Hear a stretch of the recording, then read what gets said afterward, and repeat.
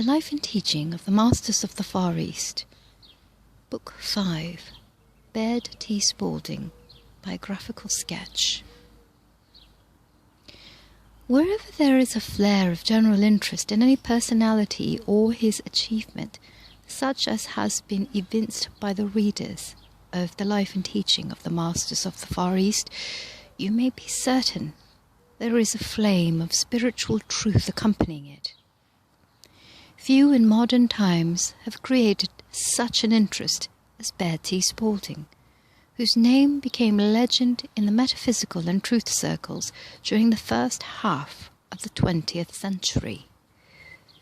Few sensed the flame of spiritual inspiration sweeping the world as did Mr. Spalding.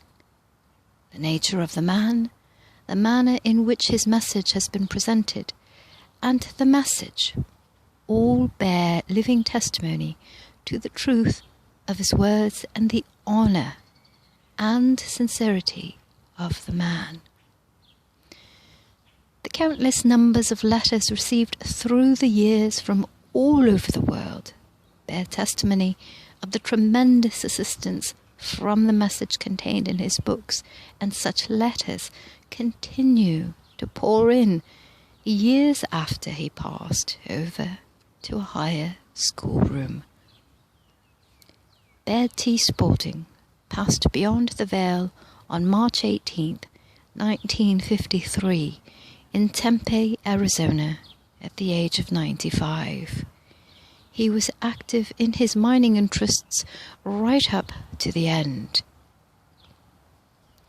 Douglas K. DeVos probably knew Mr. Spalding as well as anyone, due to their many years of association, and we quote from his talk given at the Spalding Memorial Service in Tempe, Arizona on March 22nd, 1953.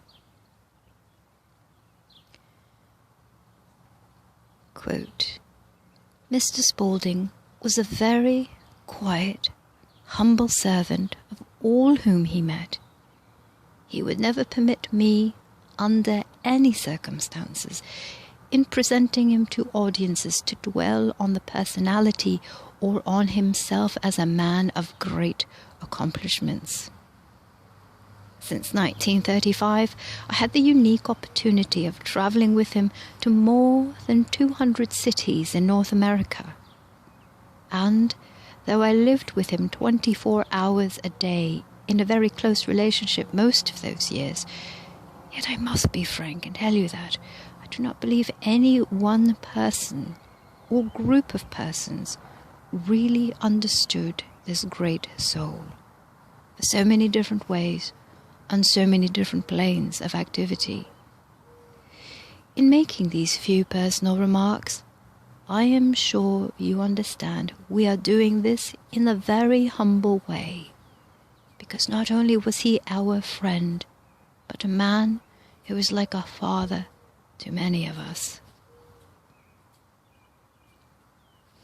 There was not a town of any size anywhere in the world that I know of where Mr. Spalding couldn't walk into someone's home and sit down to dinner.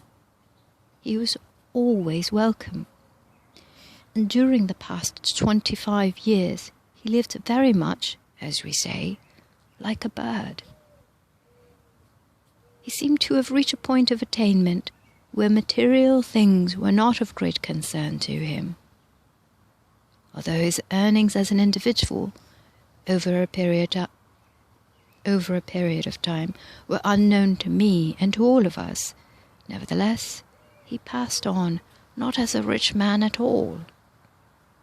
His material possessions are few. The great heritage which he left is in the unique discoveries which he made regarding the teachings of Jesus. Mr. Spalding never wrote or lectured for financial profit or gain, and he was an open channel for any funds that came to him, distributing them immediately